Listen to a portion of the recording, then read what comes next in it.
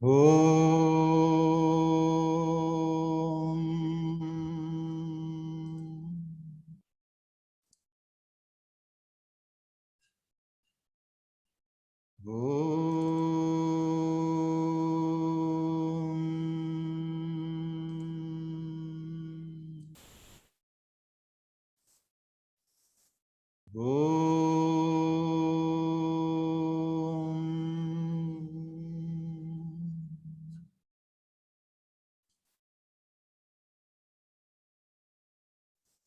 स्थापकाय च धर्मस्य सर्वधर्मस्वरूपिणे अवतारवरिष्ठाय रामकृष्णाय ते नमः। जननीं शारदां देवीं रामकृष्णं जगद्गुरुं पादपद्मे तयो श्रित्वा प्रणमामि मुहुर्मुहुः।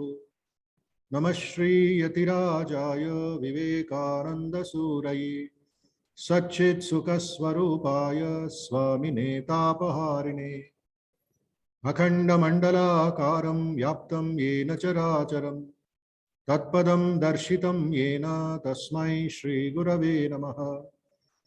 मन्नाथ श्रीजगन्नाथो मद्गुरुः श्रीजगद्गुरुः ममात्मा सर्वभूतात्मा तस्मै श्रीगुरवे नमः। तस्मै श्रीगुरवे नमः। ॐ सहना भवतु सहनौ भुनक्तु सह वीर्यं करवावहै तेजस्विनावधीतमस्तु मा विद्विषावहै। ॐ शान्ति शान्ति शान्तिः। हरिः ॐ।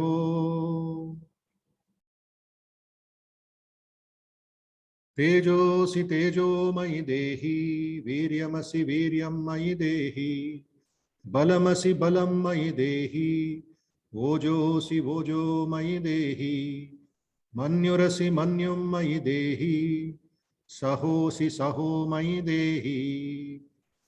Now selfless universal prayer please. सर्वे भवन्तु सुखिनः सर्वे सन्तु निरामयाः सर्वे भद्राणि पश्यन्तु मा कश्चित् दुःखभाग् भवेत्। सर्वस्तरतु दुर्गाणि सर्वो भद्राणि पश्यतु सर्वः सद्बुद्धिमाप्नोतु सर्वः सर्वत्र नन्दतु। दुर्जनः सज्जनो भूयात् सज्जनः शान्तिमाप्नुयात् शान्तो मुच्येत बन्देभ्यो मुक्तश्चान्यान् विमोचयेत्। ॐ शान्ति शान्ति शान्तिः। हरिः ॐ। Let us offer our salutations to the all-pervading blissful spirit in any name or form we like. Let us offer our salutations to Bhagavan Sri Ramakrishna, Ma Sharda Devi and Swami Vivekananda, and all great teachers, all great saints in the whole world, teachers and saints whose teachings we all have inherited. May they inspire us with love for the truth.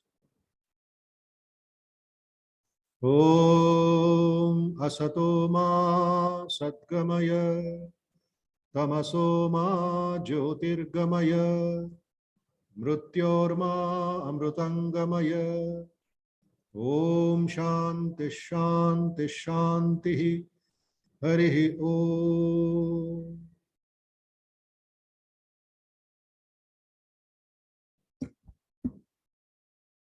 Please listen to this wonderful song, an inspiring song on the personality, life teachings of Swami Vivekananda, and then we shall continue the class, okay?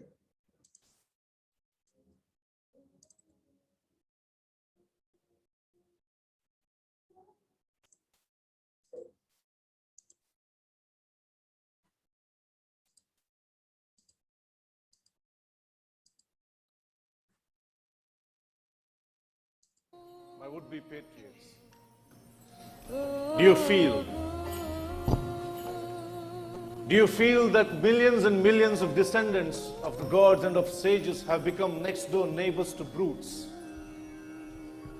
Do you feel that millions are starving today and millions have been starving for ages? Do you feel that ignorance has come over our land like a dark cloud? Has it made you restless? Has it gone into your body, coursing through the veins and becoming consonant with your heartbeats? Has it made you almost mad? And are you seized with that one idea of misery, of ruin? And have you forgotten all about your name, your fame, your wives, your property, your children? Have you done that? Because that is the first step to become a patriot. The very first step.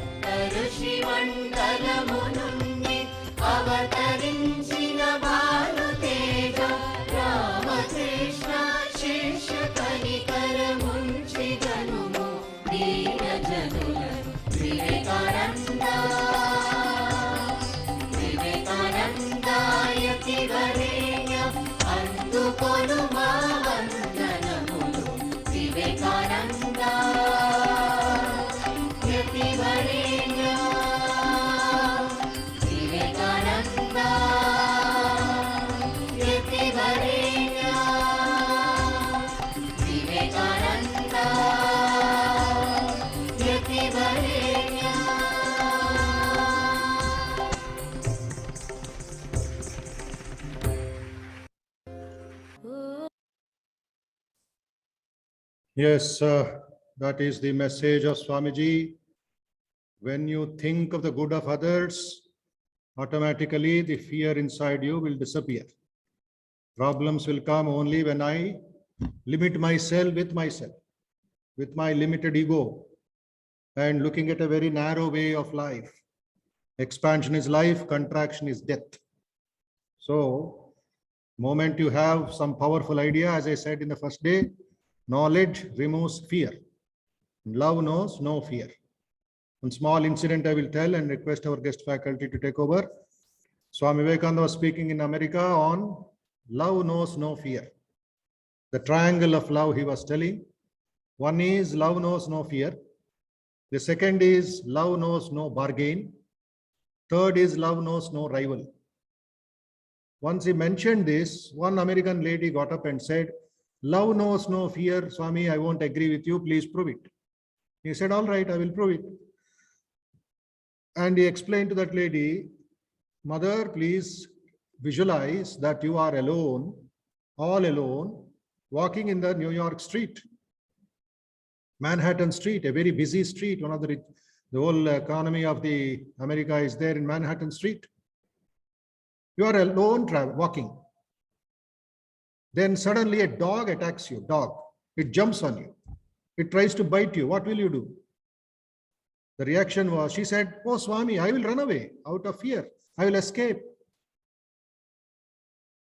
Then Swami Vivekananda said, another day, imagine you are carrying your baby. You are carrying your son or daughter in your arms. And you are going through a forest. And there is this tiger which attacks the child, which jumps on the child. What will you do?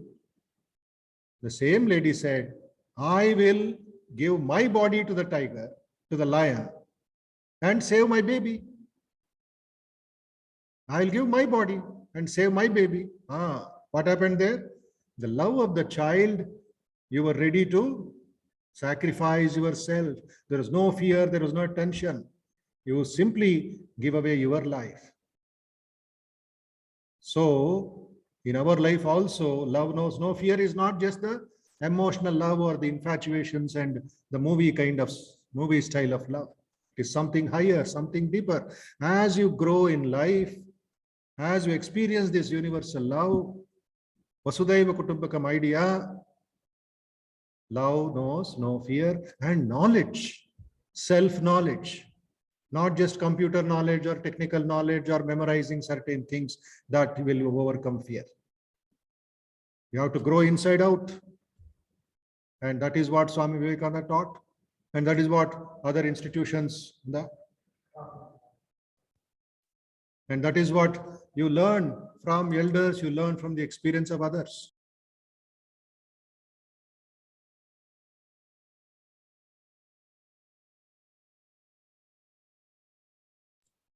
Yeah, just 1 second, please, for a minute, technical hitch.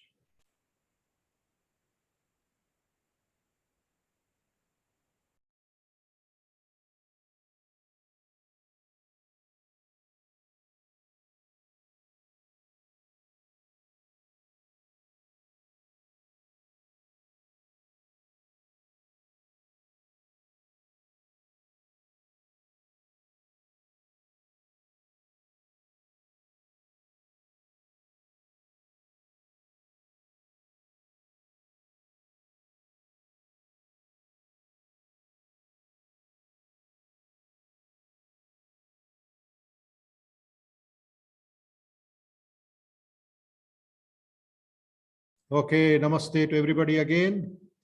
Problem is solved and we move forward. So how to overcome fear, how to overcome tension, stress, anxiety, worries, frustrations is all to be worked out little by little, like mathematics. It's not easy, but it is not difficult. Every day, day by day, in every way, I'm becoming better and better. That kind of approach to overcome fear, etc., you should calculate. Some of you participants can open your videos, please. Fearlessly, don't hesitate. Why fear? Right. Okay. So let me introduce today's guest faculty, our VIHE faculty. We have with us a retired army officer today. So he will gives you certain lessons, how in the army and all, part of his lecture, part of his discussion. He will tell you how in the army also the fear element, hesitation element, tension element is taken out and a new life is what we call injected into the human beings. They're all common people. They're all like you and me, but they have some extra element in them, that extra nerve in them of dedication, of sacrifice, of service, of embracing death, should I say, in any eventuality. So Tarun ji, Colonel Tarun, retired, has possibly one of the most unique career profiles spanning over 28 years.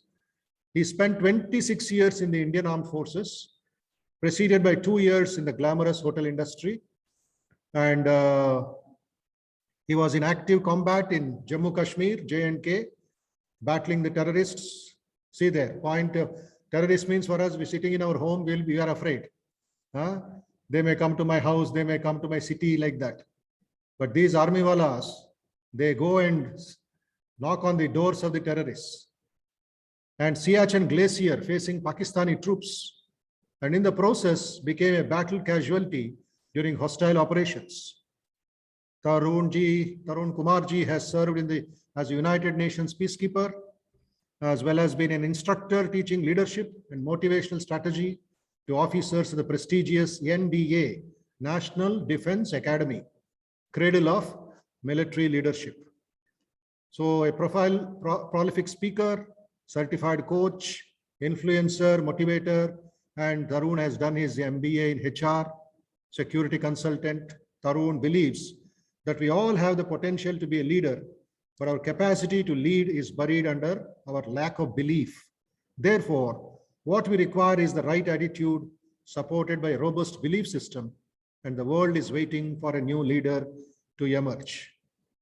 So he has written a wonderful book also, The Winning Edge. The title of the book is The Winning Edge. It is available in Amazon, in other bookshops.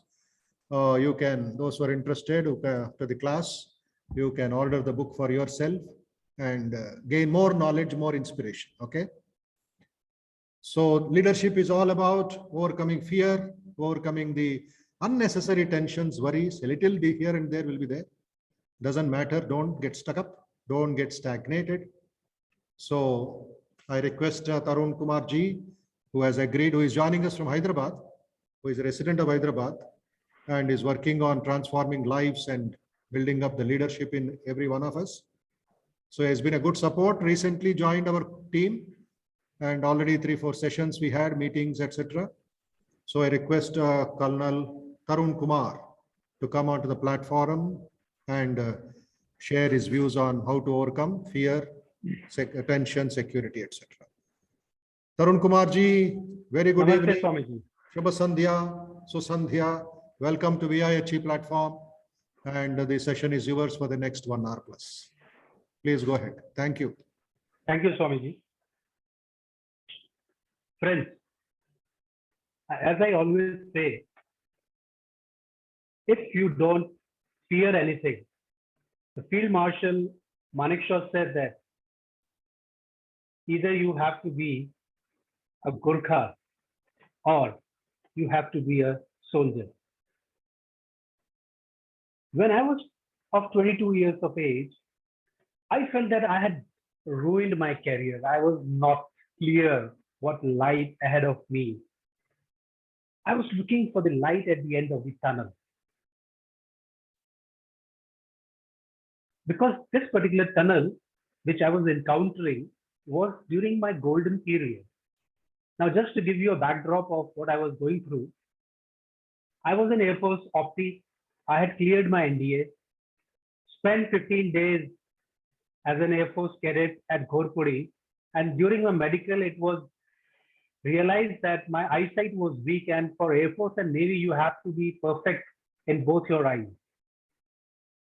As a young blood I said that if I can't be a fighter pilot, then this is not my cup of tea. I came back, joined Delhi University. I was offered BSc Computer Science. Unfortunately, there were no computers 35 odd years back, 40 years, 38 years back. So I decided to go for BSc Honors Zoology. Still found that there was no opening, there was nothing. And finally ended up doing my hotel management from the premier #1 institute of India from IHM Pusa. And if I talk about all these things, why I'm doing is that we all have been grappling this uncertainty in our life. And finally, we find that there is some amount of semblance. There is some kind of sanity which starts coming in. And it is this sanity which helps us to find our purpose in life. Finally, I went through the army life, fought terrorists, played sports, did lots and lots of adventure. In fact, I started writing my memoirs. Whenever I was posted on a difficult post, I would start jotting down my daily war diary kind of a thing.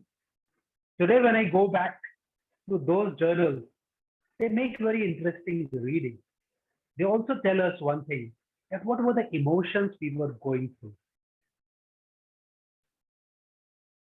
You know, I could relate to these things, and probably you also could relate to these things, is from a very single point, that is, we all are grappling with these kind of uncertainties in our lives. And these uncertainties, which make our life so interesting, they only lead to fear, anxiety, probably stress. I hope you agree with it. Now, when we talk about our fears, our anxieties, our stress, what is it? Over and over, my students, readers, people, those who were my listeners, they all came and they kept on telling me that they used to feel stuck. One of my clients told me that he felt stuck because he had bought a planner, but unfortunately, he let it sit there for a whole year, just thinking that if I will start writing on it, no, I will mess it up. Another one told me, and this lady, she had big dreams. She wanted to do something phenomenal. She had dreamt of starting her own big business. And every time she got close, she stopped just because she felt that it was too big a risk. I hope you're getting the drift. Another one was shedding tears when one of my colleagues told me that I just wanted to do something. Unfortunately, we all are in the same boat, grappling with these things. In the army, what happened is, on my very first day, I was taken to the swimming pool. Not me, all of us, freshers. We were taken to the swimming pool and we were segregated into 3 groups. How these 3 groups were named, the ustad there, the instructor there at the swimming pool, he said that I want those who can swim, those who know how to swim on one side. Those who don't know how to swim, we call them as dead sinkers, onto the other side. And those who think they can swim in the middle. And then the first ones to get into the swimming pool were these people who were dead sinkers. And every time you see them jumping into the pool, having those anxious movements, probably their heart was beating too fast. Yours truly, I was in that middle one. I said, I don't know much about swimming, but why should I fear swimming? Because there are so many people around. But in the same group of about 50 of us, there were people who were afraid of jumping into the pool. And mind you, I'm talking of an Olympic-sized pool. lush blue, appearing to be huge. And there are these 8 stands like Olympic Stadium. And you have to get onto that thing and then you have to take a dive into. And most of us have never done that. We generally jump in very awkward manner into river, ponds, and all those places. We never ever take a proper dive. When my turn came, I went onto the center, the middle one. It was either the 4th or the 3rd one. I went onto that and I jumped into the pool. Prior to this in my life, I had not even done 10 meters of swimming. That day, I swam for 47 meters and 50 meters is your qualification. I swam for 47 meters and then I swam sideways for another 8 to 10 meters. It was all mental block. I just couldn't reach out to those 3 meters. They gave me another opportunity. 3 times I tried. And it was in my 5th attempt that I could touch the 50-meter dotted line. When I was on the other side of the pool, I realized that in our lives, everything is achievable. Most of the battles are won or lost in our minds before we lose them on the ground. Having said that, let me give you a proper introduction as to what fears are all about and how do we grapple with these fears. Fears are something which we are born with. Anything that is beyond human comprehension, we are afraid of it. We start having knots in our stomach, our heartbeat rises, we start palpitating. We have a lot of anxious movements. Probably if you are in a tight corner, you will start having sweat dripping down your forehead. Now, during these kind of situations, how do you manage yourself? I shall be taking you in next half an hour to 40 minutes. Now, I'll be sharing a small slide with you, primarily for one reason.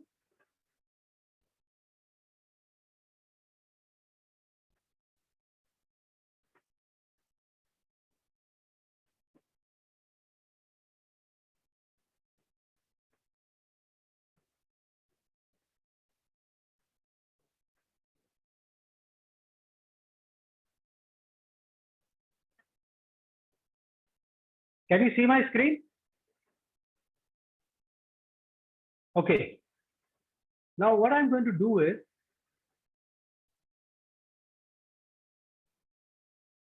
I'm going to talk to you about all these things.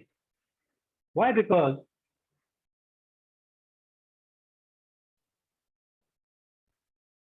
you must understand what these things are all about. Just a minute.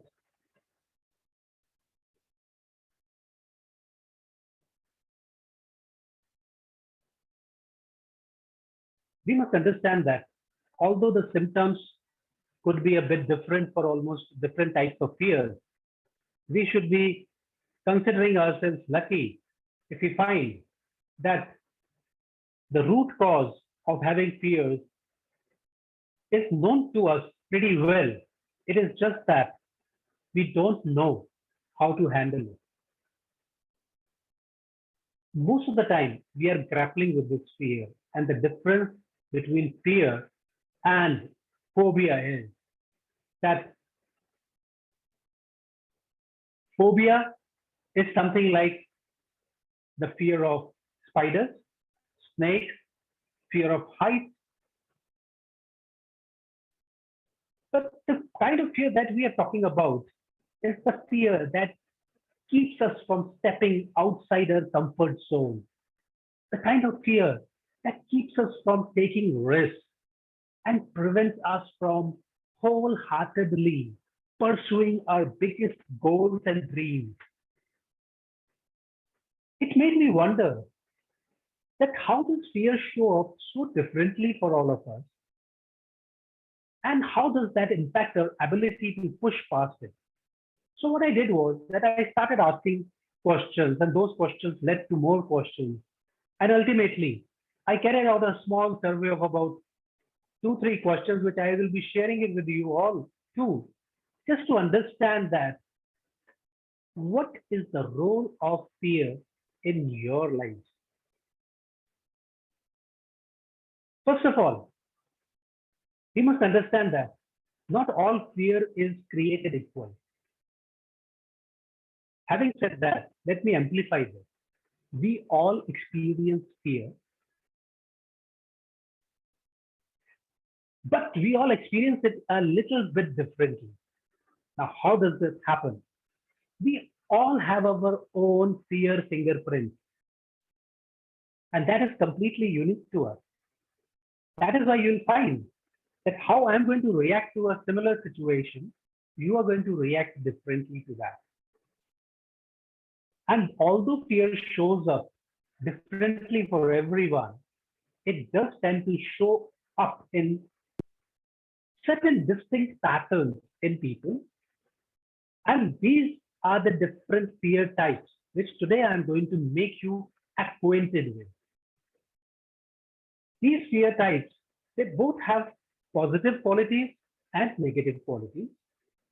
However, you must understand that it is how you take it, because there is a piece that is serving you, and in a similar manner, there is a piece which is holding you back.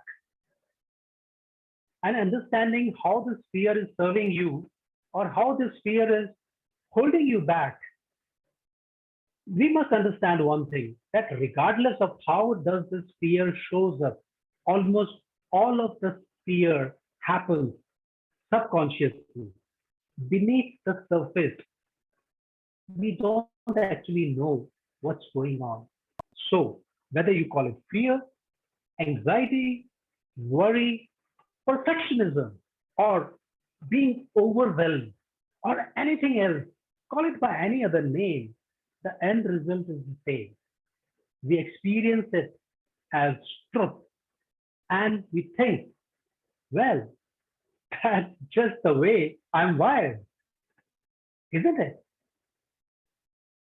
But what makes this fear types so powerful is something to do with our mentality. Now, if I have to make you understand this, and let's say I'm your psychologist, probably I'm a doctor. Now, can you imagine if you go to a doctor with a stomach ache? Before the doctor can help you, he needs to know certain things.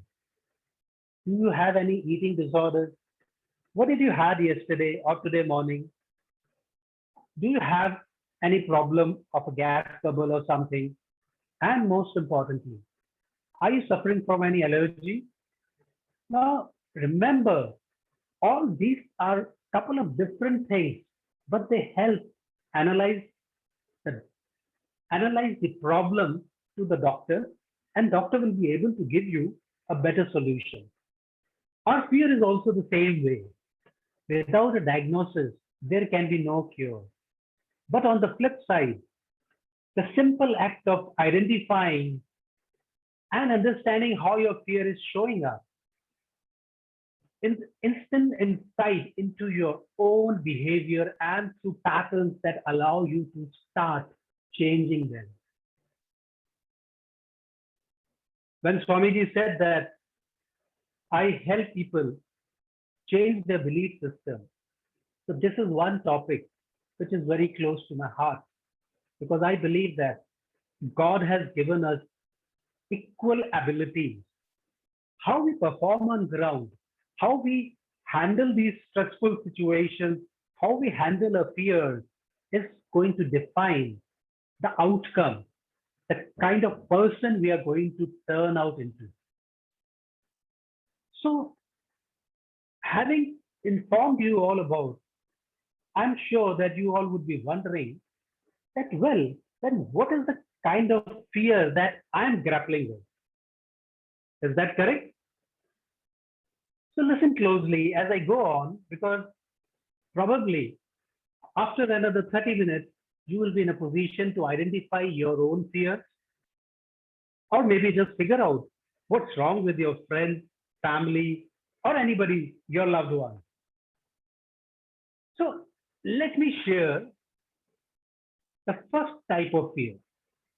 That fear, we call it as the procrastinator. These are the people who are also considered as the perfectionists. You probably spend a lot of time researching, getting organized. You're always tweaking tips, things, and you are such a perfectionist that you want things to be always done the right way. Now, you are the kind of person, if you are a procrastinator or a perfectionist, that takes 6 months to pick out a car. If you want to buy a new car, probably will take 6 months, just because you are trying to get the best possible deal out of that. You hate making mistakes.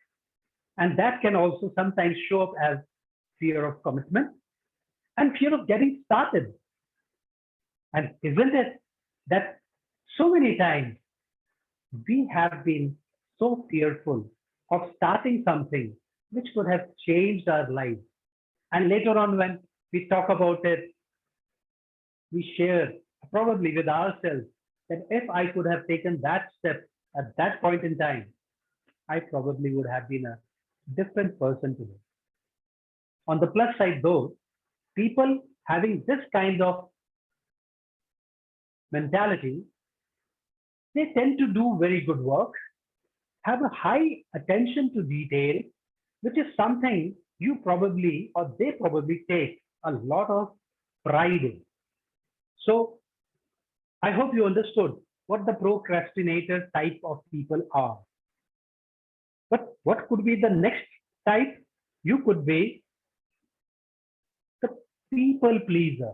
Now, who are the people pleasers?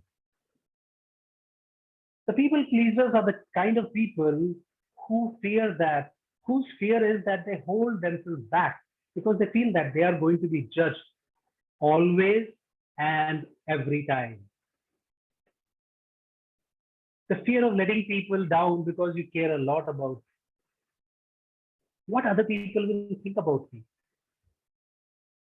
As a result, you struggle by setting boundaries and saying no to most of the opportunities that come your way. For you, situations like sitting in a meeting, if you are working professional, if you're sitting in a meeting, you may feel like it's a very torture that you're going through, because you will sit there, but you will not voice your opinion. You will not share your disagreement, just because you don't want to be the one to cause waves, ripples, or you don't want to make anyone mad. But as a people pleaser, you do tend to do a really good job of getting along with almost everyone, and you tend to be popular and well liked. But you know in your heart of hearts that you would like to be upfront and tell that person that, look, this is not the right thing that you're doing. Are you that kind of a person? Now, what could be the third kind of a person? He is a rule follower. Now, what are those rule followers? You know, there is always a right thing or right way of doing things and a proven path that should be followed. You don't like straying from that path. You don't even like it when other people stray away from that path. You're the person who would always, firstly, pick up the instruction manual, go through it. And if you're following a recipe, you are not willing to experiment. You will follow the recipe to the letter T. But this is not always a bad thing also, because as a rule follower, you actually tend to excel when you're given a set of guidelines or a proven framework to follow. If you are in a process-oriented domain, then probably you'll do pretty well. So that is what rule followers are. Of course, you can also be the outcast. Now, what the outcasts are? Outcasts are people probably like me or you. Outcasts can be pretty deceptive because on the surface, it might actually appear that we don't care. Who cares? What anybody thinks? But really, that's just our way of projecting ourselves. Are you getting it? Is it resonating with you? But really, that's just a way of protecting ourselves. Because what we fear most is rejection. And so we will push people away, reject everyone around us before they can reject us. After all, it is easier to say, oh, that party is going to be very lukewarm, lame. I'm not going there. I'll think I will skip that party. Rather than showing up there and risk having nobody looking up to you, because that's the fear that you have in your mind. But remember, these outcasts also tend to be very independent and are driven to prove themselves, which can result in a lot of success and accomplishments. So now that we have been through these three, now let's move on to, if you're not one of these, are you one of these? The self-doubters. Who are the self-doubters? Self-doubters are the people who struggle with a lot of insecurity because deep down, they are so afraid of not being capable or not being enough. That's the kind of self-talk that you keep on pushing inside you and telling you that I'm not good enough. I'll not be able to do it. I think I'm not capable of doing it. You're the person who will spend hours practicing the most amazing presentation and then actually never present it because you're so afraid that it's not good. You can be very critical of yourself and of other people, which sometimes can have a negative impact on your relationships.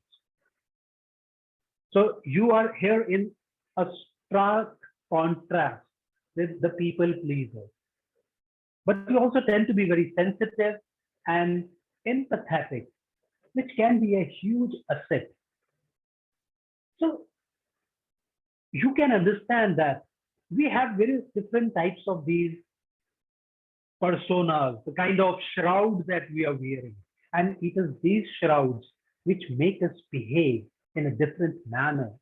And probably it is all stemming from our fear, from our inability to handle the kind of situation I'm in. Probably I was not trained. When Swamiji was mentioning that people from the armed forces, they behave very differently, it is only because of one thing, and that is we have been trained to do that. You know, everybody is scared of facing bullets. Now we go through battle inoculation. Battle inoculation means just 1 feet above my head, there would be a barrage of firing that will be taking place.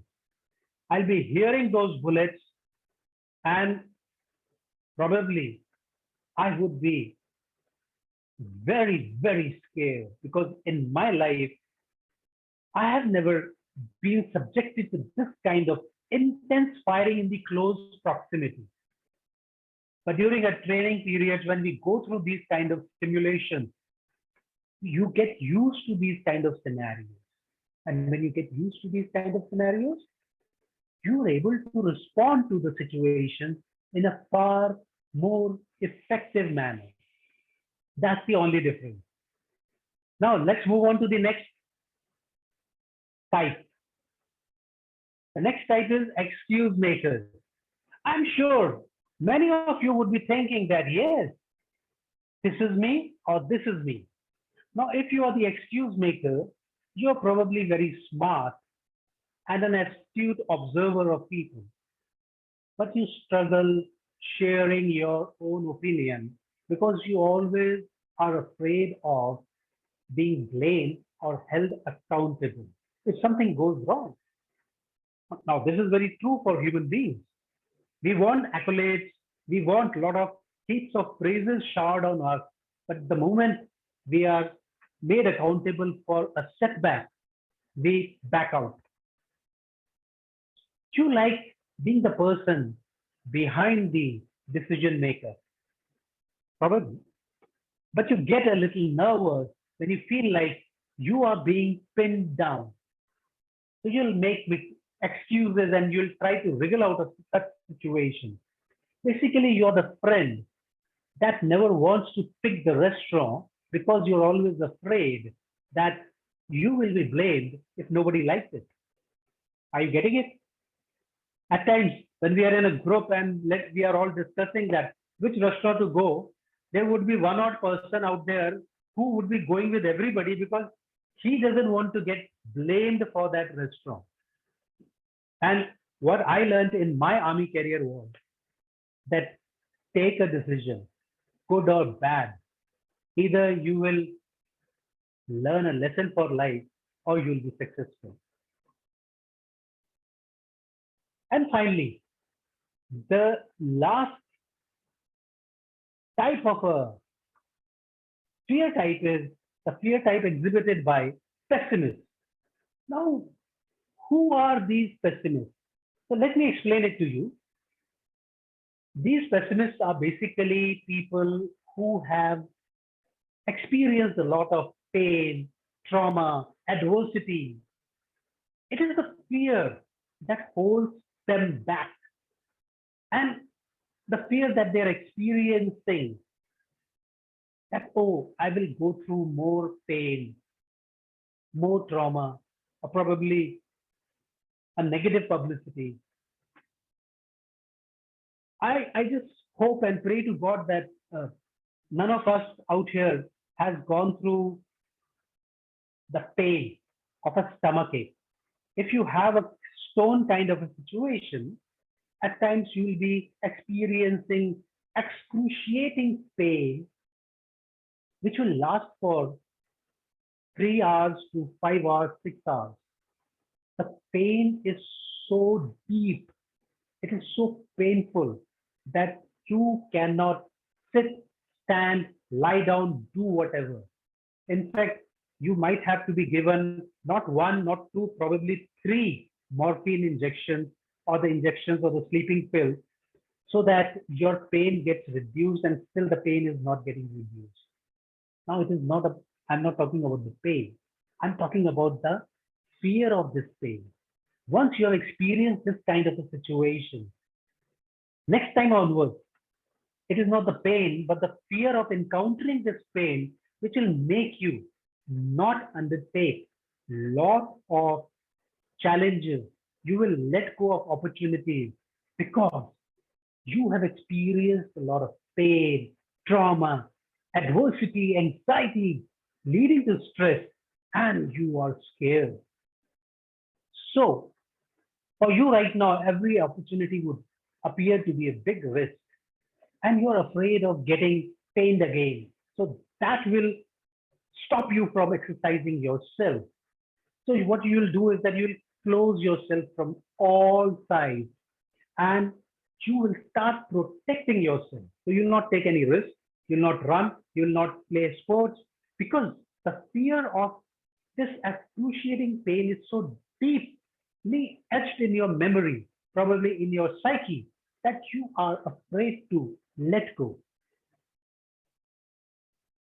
Now, of all the 7 fear types that I have shared with you, this is one of the hardest ones to work through, but it is also the one that is most likely to be just a temporary one.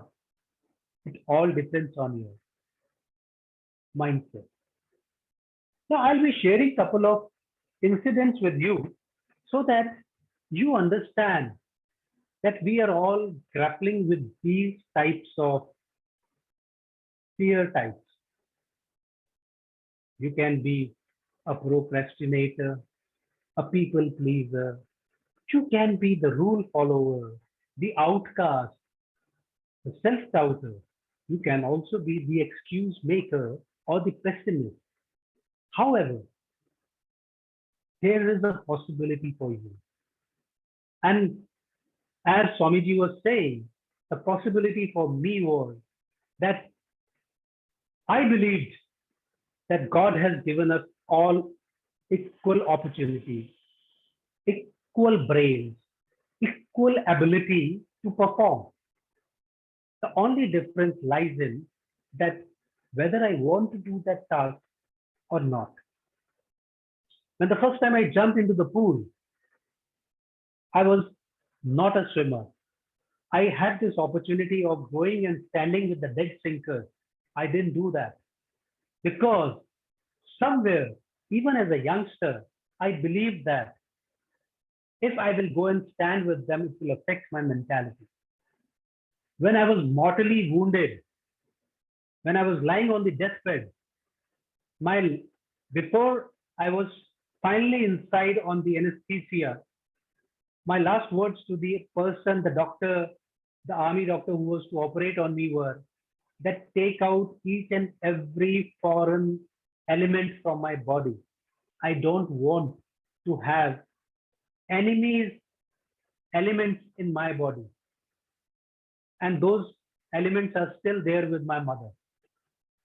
She keeps them in the puja sthana. Because I was reborn after that. So we all have our lessons in our lives. I'm sharing my personal example, but I can share a lot of things which have happened in this universe, in this very place. What is important is that are we willing to do something or not? If we are in a position to do something, we can be the best thing that has happened. Now, let me see if I'm in a position to.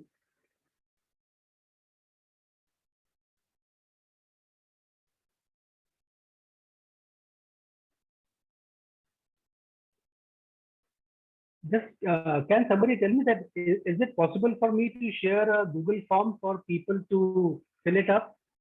So to know that what kind of category do they fall into?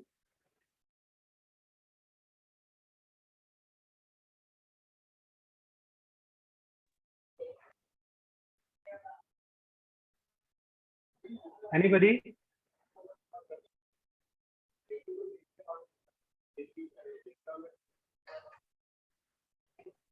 Yeah, anybody who can share it with me?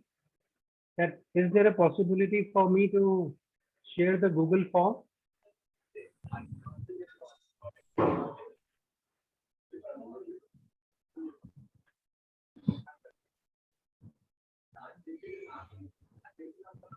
I believe you can only do it via WhatsApp, I believe. Zoom, I'm not sure.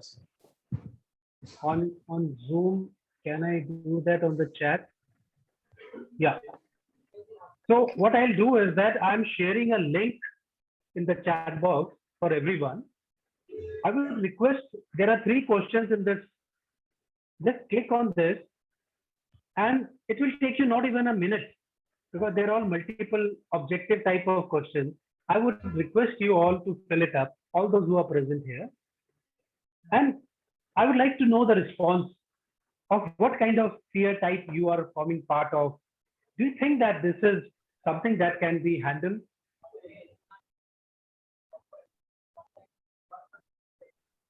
So we'll take 1 minute to do that. Sir, it's coming. You can't open. Sir, you can't reach the site. It's coming a page error in that.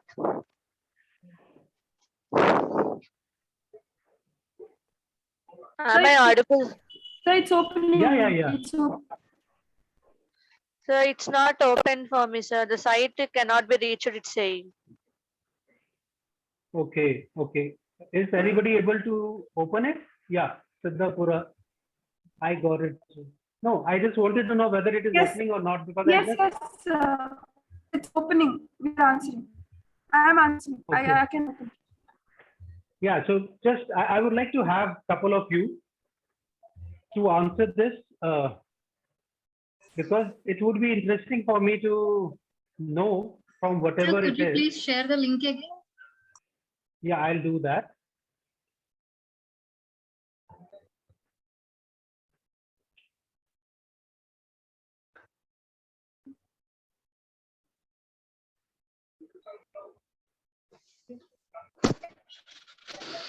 Sir, I have shared it, sir. Please check once. I'm just doing that. So there are 3 questions, right? Yeah, there are 3 questions in this. Okay. Okay. Yeah, what's holding you back?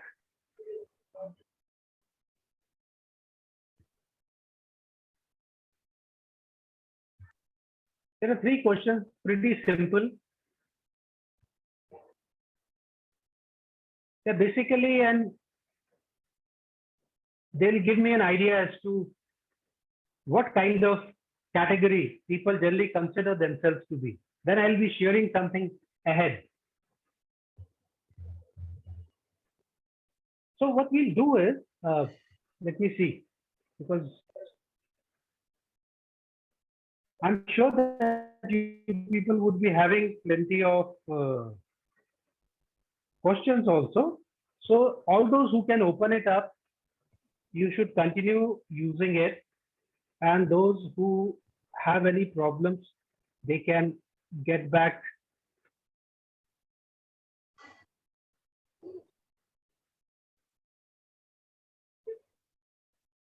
So these were the 7 fear archetypes.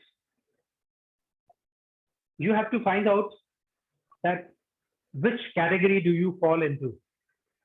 If there is a category that you think you fall into. And now taking it further, I would like to share something interesting with you people.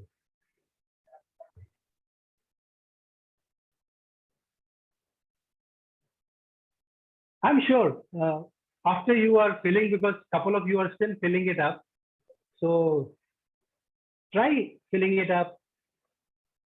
In the meantime, what I'm going to share it with you is that out of these 7, you will realize that you fall into more than one category. What I am saying is that you are resonating with more than one archetype. And that is actually absolutely normal. There is nothing wrong about it. No one of us is only a procrastinator or a self-doubter or a people pleaser. Instead, all of these 7 fear archetypes, they operate on a sliding scale. And all of these sliding scales sort of fit together to form our unique fear fingerprint. And that's why they respond to these fear situations differently. Because your brother, your husband, your wife, your father, your friend, they will all react to it differently. Even people from the same family, they will be reacting to various stimuli in a very different manner. You could have one that's completely dominant for you, or you could have several that score high for you, in which case fear is probably having a pretty big impact on your life. If you are having, what do I mean by that is, out of these 7, if you resonate with 4, 5 of them, then probably it's the fear which is not letting you explore your potential. I hope you get it. But the important thing to understand is that you can actually do something about it. Your fear doesn't have to control you, because remember, all this fear that I just talked about, it's all happening subconsciously. It's beneath the surface. It's all happening in the mind. we don't actually know what is going on. We are experiencing this as a truth. You know, that is where the difference between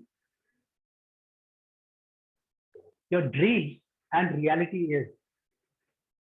I would like to ask anyone who would like to share, do you have a bad dream where you feel like you're falling from some place and all of a sudden you wake up because you felt like that you had fallen from a place, or you had met with an accident, or like you were drowning, some negative thought?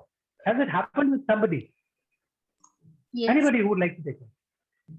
Yes, sir. Yes, sir. Yes. Okay. So I would like to ask you people one thing. And it's a very simple question.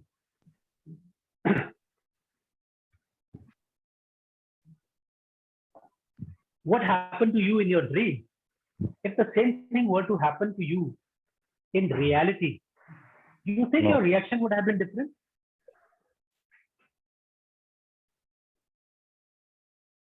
Yes, Are you sir. listening? Yes. So what is happening is that you are experiencing a fear in your dream. And because of that fear, because that is somewhere in our subconscious mind, and that fear is making us respond to that dream in a very different manner. And if we were to meet with the similar kind of an experience in a day-to-day life, majority of the cases, we'll be experiencing the same kind of feeling that you were experiencing during your dream, because that is so deeply embedded in you. That is subconsciously active in you. We don't know it, neither we are controlling it. We are only letting it happen. So we are experiencing this as a truth. But the minute that me and you start to identify and understand that how this fear is showing up, that is the minute that you can start to do something about it. Because what was subconscious has now become conscious.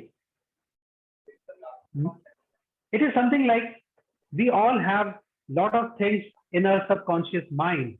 And when the subconscious becomes conscious, it is that stage when the self-actualization starts to happen. हम बोलते हैं ना, there is a jagriti taking place in us.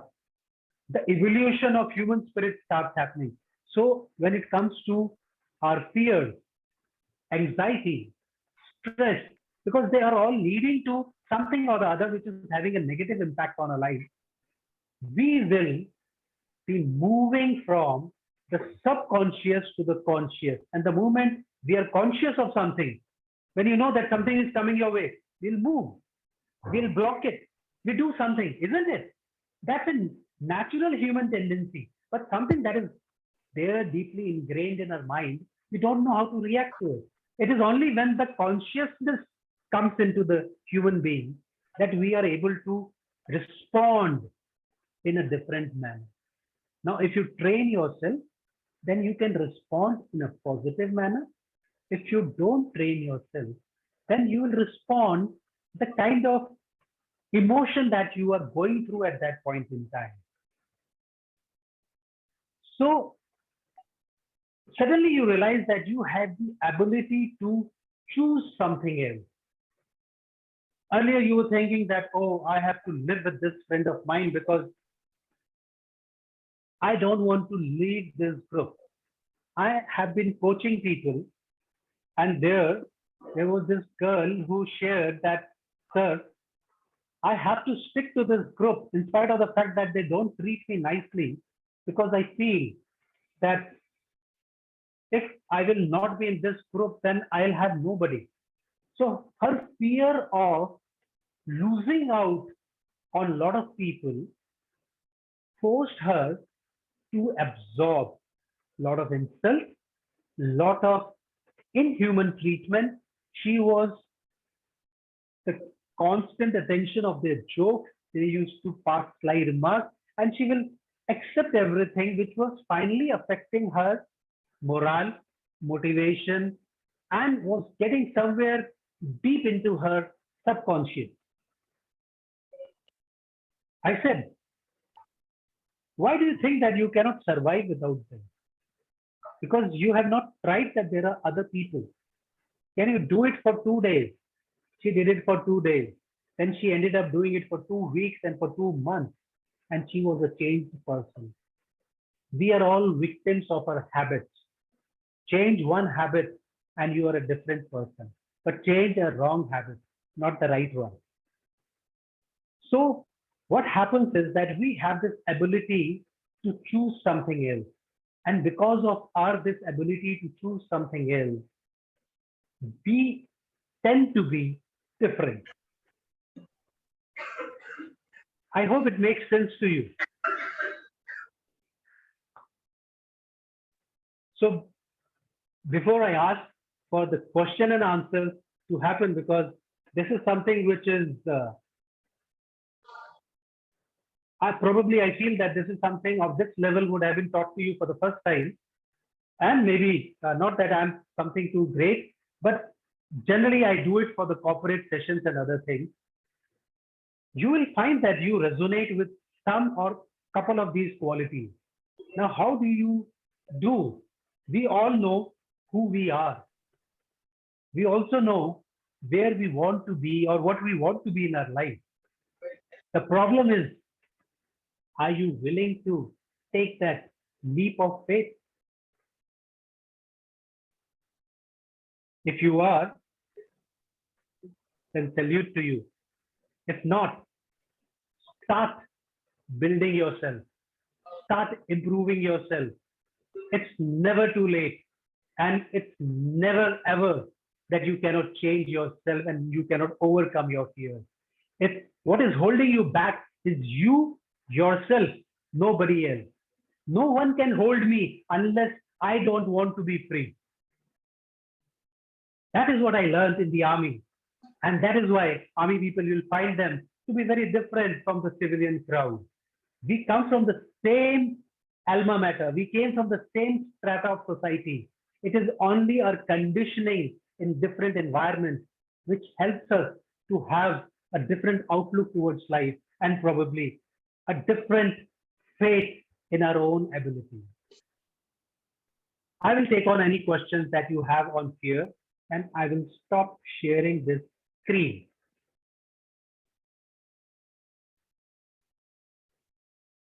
So you people think that you have it in you? If you can't speak, at least show me your emoticon. Good evening, sir. Good evening. Sir, am I audible, sir? Chari here. Yeah. You are. Sir, actually, I just want to ask a question. Sir, if when I am listening to you, I am getting some other thoughts like which is not at all important. And of course, it is the class is important than the third, even though I'm not able to concentrate.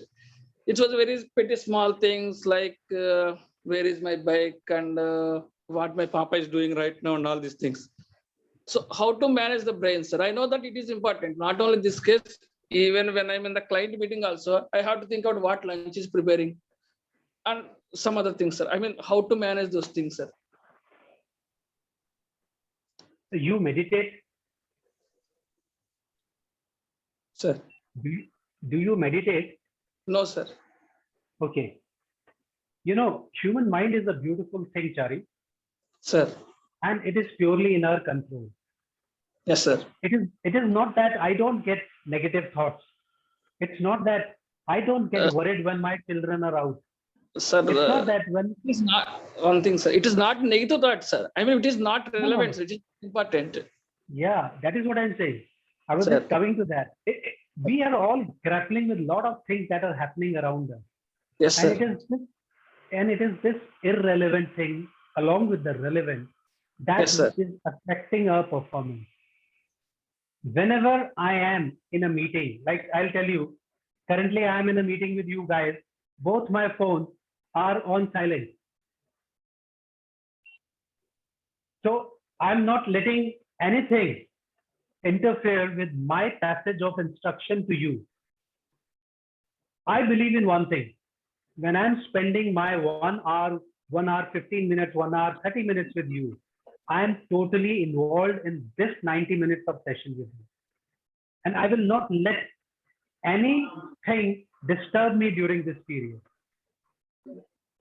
So it is how you condition yourself. And it is very easy to condition yourself. You have to be focused. And if you can't focus, I generally ask people that write it down. Like initially when I started, we were all used to the physical domain, Chari. We were not used to the virtual domain. So we never knew where to look on the screen because the camera is so small. So that's why you'll find that most of the people, they are looking at somewhere else. So what I did was, I stuck a yellow stick-on next to my camera so that whenever my eyes used to divert right, left, I will look at the yellow stick-on and I'll know. Because otherwise, the other person who is looking at you, he will find, Arey, sir, kahan dekh rahe? He doesn't even know what is he or whom is he addressing. Many a times, what happens is when we have too many people on the screen, we are looking at them. We are looking at their facial expressions. I am unaffected by whether you are switching your video off, you're switching your video on. What I believe in is that if my content matters, if I have a good content, then you will listen to me even when your video is off. And secondly, if I speak some sense to you, then you will be forced to ask me certain things. Probably you feel that now here is a person with whom as you have done it. So just be focused. So try and remove these negative thoughts or these irrelevant thoughts or something which is just cropping into your mind. Always be focused. Keep a pen and paper. The moment you start getting those thoughts, know that what is happening to my motorbike or something, start writing the thing that you are focusing on, that you are supposed to focus on. What I realized was that our ability to write and read connects, this wiring gets connected to a brain. And if that wiring is rightly connected, then 99% of the time, you will not be deviating from the focus that you are supposed to be on. There are other methodologies for which we can get connected and we can explore those options. But suffice to say, it is doable, Chari. Don't think it is not doable. It is just that you have to work on it. Okay, sir. Thank you, sir. Sir, can I ask something? Sir, Yeah, am I please. audible? Absolutely. Sir, sometimes I feel that, sometimes I feel that I'll be in two frames of mind. Like if a work is there, is it to be done? I'll be thinking twice or thrice about it. I know I should do it. I know I should do it, but it will be lagging back. That should I do it or should I not? Can I do it? Can I do it afterwards? So how to get out of this? Sometimes I feel that I will be in two frames of mind. Sometimes. You know, most of us have not been taught. I didn't get your name. I am Dr. Sai Sai Datta. Yes, Sai Datta. Okay. We all must understand that we have priorities in life Yes. and yes, sir. priorities in work also. So generally, subconsciously, you will automatically be giving those priorities to the work. But if consciously you feel that this is my priority and still you are not doing it, that means you are not focused, or probably that is not your priority. And many a times we don't even know what our priorities are.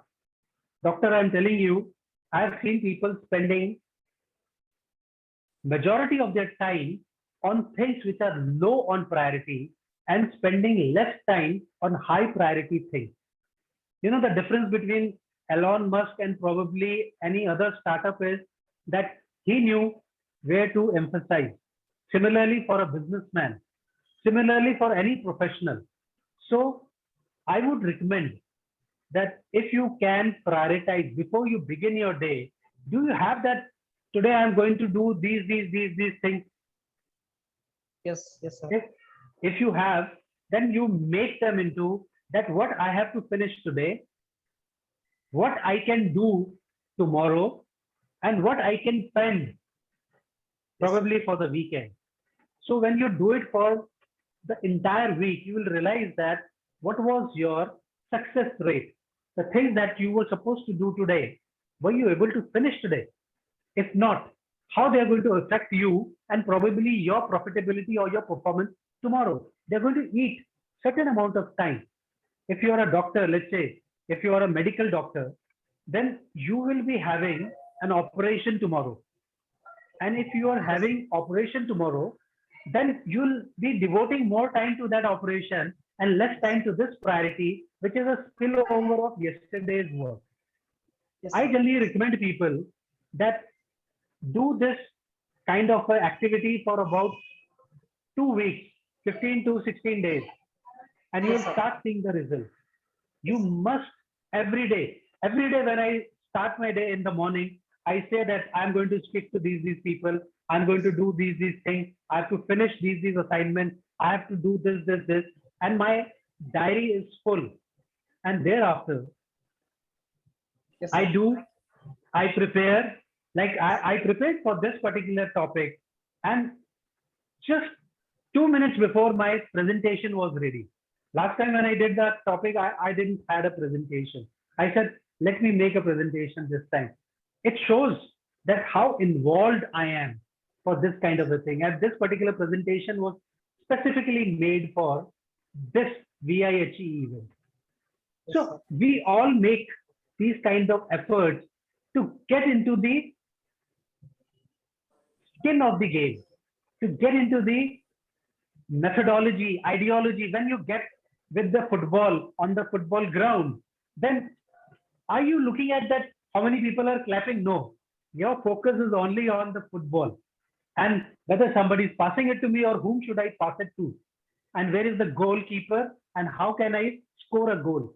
If you can do this kind of a thing, I think you have achieved it. I just draw a parallel from a football ground because we all watch sports, and you can see that they say that Sachin Tendulkar, when he used to play cricket, he used to see that cricket ball coming like a football because he was so good.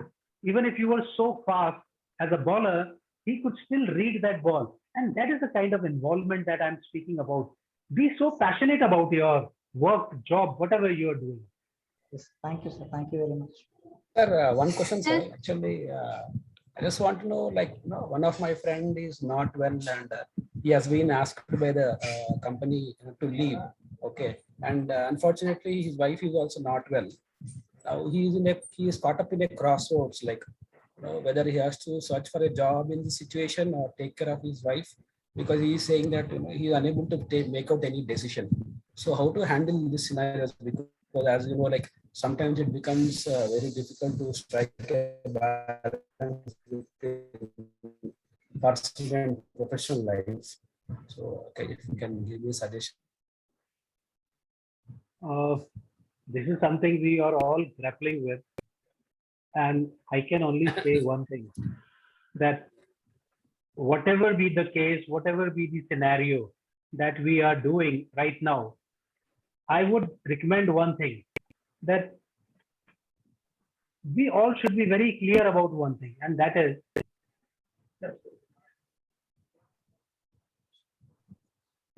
we all should be very clear about one thing, and that is what is it that is so important for us.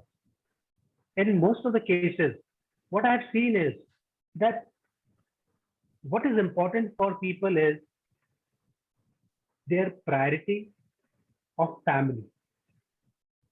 So now that it's unfortunate times and this person has been shown the pink slip and has been asked to quit, I would still recommend that while he's looking after his family who is not well, he should still search for a job. And it is the responsibility of a huge community like this that we should come together and help such people, because during difficult times, it is the support of a community which makes us go through these difficult times in whichever manner. That is what I learned in my training in the army, that even the worst of the times when you were bleeding, you were injured, whatever, it was the support of my soldiers around me that made me that no, I will not go back, but I will still fight. And we can give this kind of a strength to this person. There are a whole lot of people, if he is competent and if he is having the right network, I'm thinking that he should be getting a job pretty soon, because finally, it should not cascade into a situation where neither he's having a job nor he's able to look after his family. Because everything now depends on the kind of finances that he has mustered up, the kind of holding ability that he has to withstand this kind of a situation. But as a community, if we can help him, I think that would be the best thing, because he will be recharged. You'll find that his confidence level will be so different when he finds that there are 10 people standing with him and 10 people supporting him. He may not get a job immediately, but he would be so happy and feeling blessed because there are 15 people who are searching for a job. So his efforts get multiplied 15 times. Can we do that for him? Probably you'll find that he'll have no fear. He'll have nothing, but he will be feeling blessed to have people like us in that community. He is I hope feeling very low and depressed actually. And this is situation going on for almost like close to 2 months now. And that is why I'm saying that. That is why he needs friends, a community, a support system where he will find that there are people who are willing to help. Today he is scouting for a job, probably on his own, or probably one or two good friends like you who would be trying to help him. But if he has a larger community helping him, if he has 20, 30 people, this is what I'm talking about. That you feel, why we feel strong in a group, because now we know that, okay, from whichever side somebody comes, no, I'll be protected. Similarly, we have to give him that circle of safety. And at the same time, we also have to ensure that all our efforts, like I have a network of certain people, you have a network of certain people, there are 30 odd people out here or 40 odd people out here. All these people have. So can you imagine that we all using our network? Don't you think that we should be able to get a job for at least one person? If nothing else, he will feel blessed that today there were so many people working for him, and they have been able to generate some kind of response for him. And that is what matters. He will be able to withstand his current situation with elan, with smile on his face for probably another 2 to 3 months, because he knows that there are no people with it. We feel depressed, we feel left out, we feel demotivated when we feel that I'm fighting my battles alone. There is nobody to help me, or whatever efforts I'm putting in, they're not yielding the kind of results that I'm looking for. And that is what takes my things down. And that is the time when I start having this fear, anxiety, leading to stress. So we as a community can do a lot. And I would urge you that use this platform, use so many good souls out here, something will work out. I'm a great believer in the beautiful unity of our efforts. If our intent is right, we can do and achieve almost the impossible. I hope I have answered your question. Yes. Thank you very much. Thank you very much. Sir, I have a question. Yeah, please.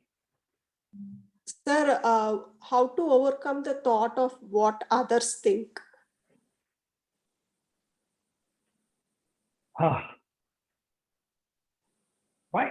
do you bother about what others think? Is it making any difference to you? Like if a scenario comes like to do something and we still feel like somebody's thinking of us or something else. Okay.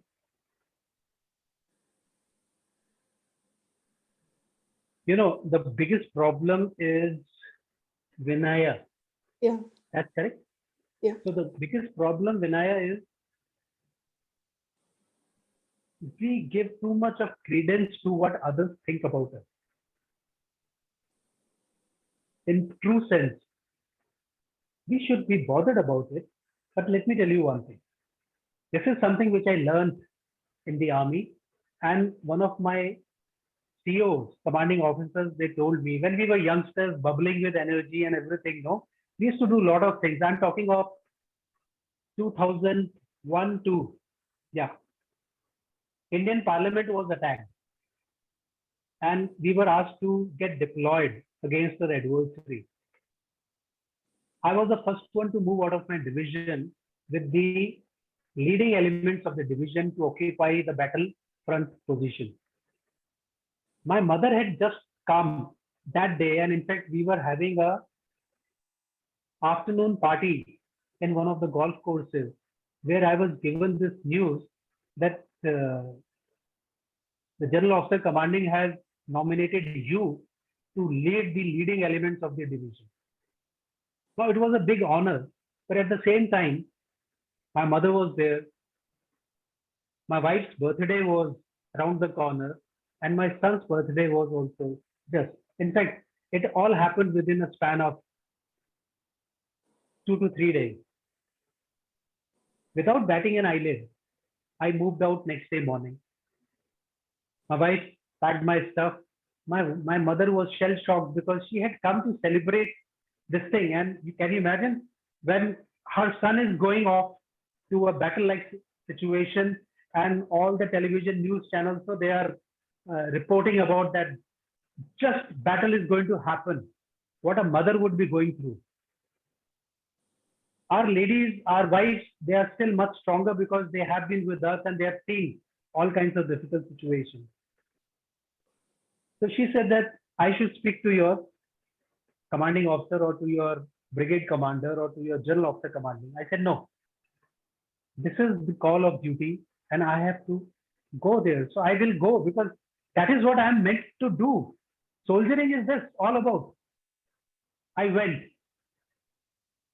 My mother, even today, she remembers and she says that I take pride in you because I felt that I should have been that pillar of strength because I had given you the value system, but somehow I became weak at that point in time. I said, no, it was not your weakness. It was your love and affection for me.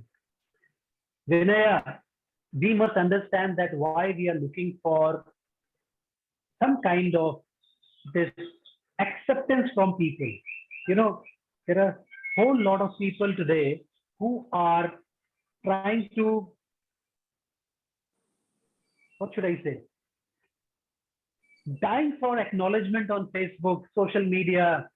I have seen a lot of girls whom I'm coaching. I find them, sir, he did not like my post. Nothing has fallen. Nothing has happened. It was just a post. He has not liked it. She has not liked it. It doesn't ruin anything. It only tells you one thing, probably, who's your true friend and who is not. If I was your true friend and I know that Vinaya has posted, and if I'm on the platform, either I'll tell you that Vinaya, correct these things which have been incorrectly displayed, or the least I will do is that I'll like your post or I'll offer a comment. I'm just giving you. I'm not too active on the social media. I'm more on LinkedIn. But that is what is important. Don't look for endorsement from people. So when I was telling you about this incident, so my commanding officer told me one thing, that I don't want you youngsters coming to me and telling me, I did this, I did that. You, sir, you know, sir, they were very happy because I did something out of my way, or it was very well accepted. He said, nothing doing. If anybody has to speak about you, let the environment give me the feedback. And you will understand that even today, in any system, we look for feedback. As a father, I look for feedback about my children. But I don't want my son or daughter coming to me and telling me, I was so good, you know, I'm the best. No, no, no, no. Let the environment tell me whether you are good or not. You yourself telling me has no meaning for me, because I've yet to come across somebody who says that I didn't do my best, or I didn't put my best foot forward. Probably the one who runs 100 meters, somebody comes last and somebody comes first. Can any one of us out here say that the one who came last or who did not qualify for the Olympic round, he didn't give his best? He also gave his best. The only thing was that his best was not good enough to qualify him for the Olympic round. So in our lives also the same thing is happening. So don't look for these endorsements. Try to up your game. You know, I always tell people, in our hearts of hearts, we know how good we are. What are the areas where we are good and what are the areas where we need improvement? The problem is, are we willing to bring about that change in ourselves? We are very afraid. We are afraid to change, even for better. We are very happy in our comfort zone, thinking, yahi theek hai, I'm good like this. So if we want to change ourselves, we have to break one wrong habit.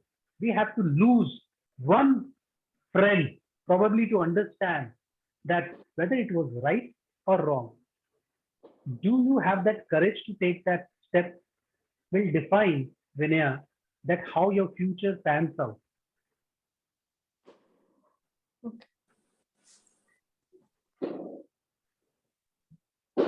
Sure, Good sir. evening, sir. Good evening. Yeah, as you told about pessimist fear, so could you please suggest how to overcome that? And even though if I fill my mind with lots of positive thoughts and going one step forward, if something negative happens, then again I'm coming 10 steps back. So this is like a cycle. Even though I'm feeling positive thoughts and again something negative happening, so I become a lot of pessimist. So how to overcome this? Could you please suggest? Yeah, I'm also sharing a link. Tomorrow we are having a session. If anybody wants to join, you can click on the link. You know that humans by nature, we have been hardwired. Probably it is in our genes, our ancestors, the Stone Age, that we had to face a lot of survival things. Can you understand? There were animals, wild animals. So it all happened that we were always afraid of our environment. And we were looking for that circle of safety because initially humans were living all alone. And then we started forming into small groups and another group and another group and all those things. So you must understand one thing, that pessimism is not a wrong thing. It is, I generally tell people that it is required to a manageable extent. You should not be very rash in taking decisions, probably if they are financial decisions. So everybody says that I'm a big risk taker. I said, yes, you must be a risk taker, but you should decide that what is the difference between taking a risk and being foolhardy. Similarly, pessimism is a negative trait. Whom we call pessimists is not the ones who are cautious. We call pessimists who see negative in everything. So pessimist is one who will say that I cannot do it. I am just not good about it. I cannot succeed. I cannot make this first step. You know that what I realized was that courage was taking the first step. I hope you understand the gravity of what I've said. It is not that first step when you jump out of a plane. It is the first step when you wear the parachute on your shoulders. Ask any paratrooper, every time you go up in the air and you're about to jump from the plane, you have knots in your stomach. You, in spite of the fact that you have done hundreds, probably 200, 300 jumps from the plane, you are still having this thing, what if? What if when you do something brave, probably foolhardy, like a lot of people say that, why would some sane person would jump from the plane? Then that is what adventure, that is what exhilaration, that is what everything is all about. You have to decide that what kind of a person you want to be, and you can very easily overcome by taking that first step. Courage is that first step, and always take baby steps.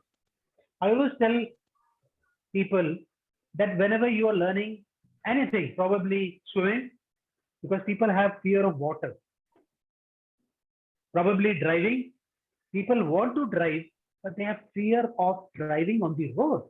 You leave them in a open space ground to find beautifully they are driving. But the moment they are amongst other cars and other vehicles, they start sweating. Now, are you going to have this kind of a word where there will be nobody around? No, you will be driving on a road and you have to have these people. So how do you grapple with? Start driving at a slow speed when you are in control. Don't drive too fast. So it is all about how you condition yourself. Take those baby steps. Don't take big leaps, because big leaps, many a times what will happen, you'll slip. Probably you will have a hamstring rupture or something, or probably you will not be confident of taking another big leap. So take baby steps. Do these things in small, measurable things that you feel. So what? If it doesn't succeed this time, I will again try. I'll again try. And that is what happens. If you don't succeed the very first time, try again. Don't let this go. When you get up in the morning, give yourself this thing that, okay, I wanted to lose weight. I wanted to start exercising. I wanted to go out for a walk. I wanted to get up at this time in the morning. I am going to do it. I will take that first step. I will take that first step from the bed to the bathroom. After 5 days, after 7 days, after 15 days, you'll find that the change has started happening. That step to the bathroom will lead you to the gym and probably lead you outside for a run or for a walk. It always happens in small baby steps. And I always say that take these small measurable steps where you can fall back, you can again go ahead, but you never lose the momentum. Don't lose the momentum. Don't give up. Don't let the inertia weigh you down. Just continue moving it. Have the right mentality that if Colonel can do it at his age, I'm young. What stops me from doing it? I keep on telling people, you know that when the very first time I was sent into the boxing ring in military academy, we are all asked to get into the boxing ring. Many of us have never boxed in life, let alone box. We have never hit somebody in life. And there we are taught how to box with my colleague, with my best friend. And one of us has to be a winner. It can't be that we both will come out as a winner. Both will be lifting our hands. No. And when you are doing like this, it is your survival, which makes you a good boxer. Probably teaches you how to move on your feet, how to evade the punches which are coming your way. And life will throw punches at you. Life will throw punches at you. It will try to upstick you from your comfort zone. And the moment that punch is there, you will be shaken up and you will be thinking, oh, I was not expecting this. If you're not expecting this, what are you doing to improve your stand? You have to be prepared. Today's world is full of disruption. So if you're thinking that you are a pessimist, I think you are not. It is just that you have let this thought somewhere get deeply embedded in your psyche. Meet around with good people, meet around with people whom you think that they are very positive. Try and spend more time with them. See that what is the kind of things they do. How do they change the environment around?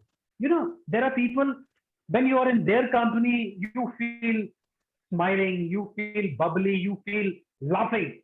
Why? Because they have this intense ability to impact everybody who is in their influence zone. When you are in the zone of these people, you get this feeling, I can do it. Yes, you can do it, but only you can do it. I can help you get over your inhibitions. But finally, that first step of courage, you have to take. So are you willing to take that step? Yes. Sir, can you share the link and the time, sir? You said that tomorrow some session is there. Yeah, I have shared it in the chat. No, it's not, sir. Oh, sorry. It has gone to Vinaya. I'll just share it with everyone in the meeting. Thank you, sir. Now, yeah, I have shared it. If you want to make the best possible use of whatever, try and join. See how best you can be a better version of yourself.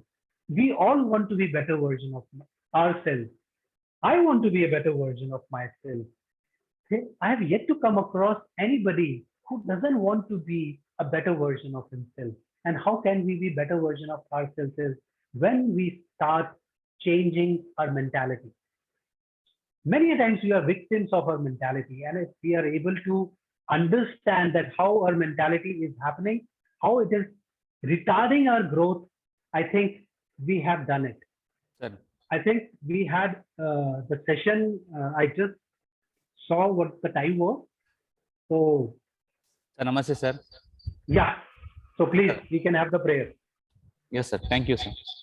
Om Asatoma Sadgamaya Tamasoma Jyotirgamaya Mrityorma Amrutangamaya Om Shanti Shanti Shanti.